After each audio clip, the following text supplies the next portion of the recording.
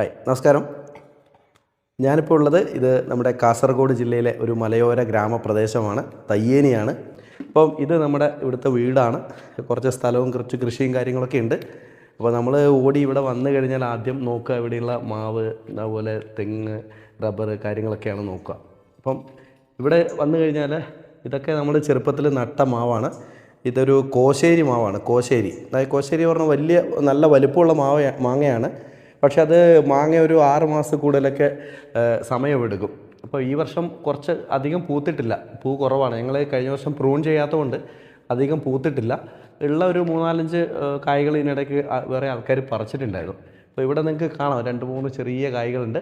മാങ്ങ ഏതാണ്ട് നല്ല വലിപ്പമുള്ള, ഏതാണ്ട് 800 ഗ്രാമൊക്കെ വലിപ്പം വരുന്നൊരു മാങ്ങയാണ്, വലിയ മാങ്ങയാണ്. പക്ഷേ പഴുക്കാൻ വേണ്ടി ഒരുപാട് സമയമെടുക്കും, 6 മാസത്തിൽ കൂടുതൽ സമയമെടുക്കും. നമുക്ക് അച്ചാറിടാനും. ഇപ്പോൾ ഇതൊക്കെ പൂത്തിട്ടുണ്ടെങ്കിൽ നമുക്കൊരു 6 മാസക്കാലം മാങ്ങ, എന്തായാലും 6-7 മാസക്കാലം മാങ്ങ എന്തായാലും നമുക്ക് അച്ചാറിടാനൊക്കെ കിട്ടും. വലിയ വലിപ്പമുള്ള മാങ്ങയാണ്. പക്ഷേ പഴുത്ത് കഴിഞ്ഞാൽ ഒരു പുളിയാണ്, ശരിക്കും മൂക്കാതെ പഴുത്ത് കഴിഞ്ഞാൽ പുളിയാണ്.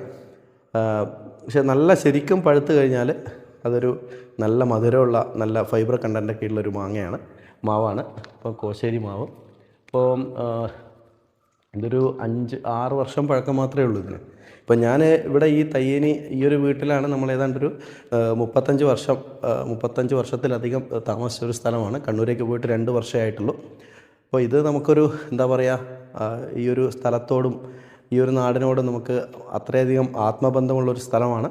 അപ്പോൾ ഇത് നമ്മുടെ കോശേരി മാങ്ങ അധികം വലിപ്പമായില്ല. അതിന് മുമ്പ് തന്നെ പുഴുവൊക്കെ കുത്തി വീണ്. ഇതിന് പുഴുശല്യം പൊതുവെ കുറവാണ്.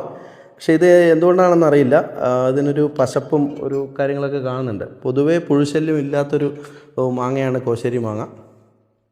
കാരണം മാങ്ങ പിടിച്ചു കഴിഞ്ഞാൽ അത് റൈപ്പനാവേണ്ടി ഒരുപാട് സമയമെടുക്കും.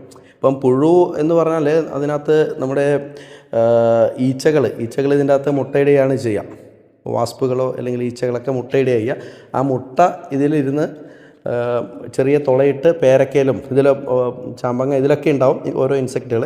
അപ്പോൾ ഇതിൻ്റെ അകത്ത് ചെറിയ ഹോൾ ഇട്ടിട്ട് അപ്പോൾ അതിൻ്റെ ഇതിൻ്റെ മുട്ടയിടും. ആ മുട്ട വിരിഞ്ഞ് പുറത്തേക്ക് വരണം. അപ്പോൾ ഒരു നിശ്ചിത സമയം ഉണ്ടാവും. അപ്പോൾ ഇത് റൈപ്പനാവാൻ വേണ്ടി അല്ലെങ്കിൽ മൂത്ത് പഴുക്കാൻ വേണ്ടി ഒരുപാട് സമയം എടുക്കുന്നതുകൊണ്ടായിരിക്കാം ഇതിൽ പൊതുവേ പുഴുവിൻ്റെയൊക്കെ ശല്യം കുറവാണ്. ഒരു കാര്യം കൂടി, ഇപ്പം വീട്ടിൽ ഒരു മാവൊക്കെ മാത്രം വെക്കാൻ വേണ്ടിയിട്ട് ഒരിക്കലും നമ്മൾ ഈ കോശേരി മാവ് സജസ്റ്റ് ചെയ്യില്ല. കോശേരി മാവ് സത്യത്തിൽ എനിക്ക് അത്ര ഇഷ്ടപ്പെടാത്തൊരു മാവിൻ്റെ ഒരു വെറൈറ്റിയാണ്. വലിപ്പമൊക്കെ ഉണ്ടെന്നേ ഉള്ളൂ. പക്ഷേ നമുക്ക് നമ്മുടെ നാടൻ വെറൈറ്റികളായിട്ടുള്ള നമ്മുടെ കുറ്റിയാട്ടൂർ മാങ്ങ, നമ്പ്യാർ മാങ്ങ എന്നൊക്കെ പറയുന്ന മാങ്ങ, അതുപോലെ മൂവാണ്ടൻ 2 വെറൈറ്റി ഇവിടെ ഉണ്ട്.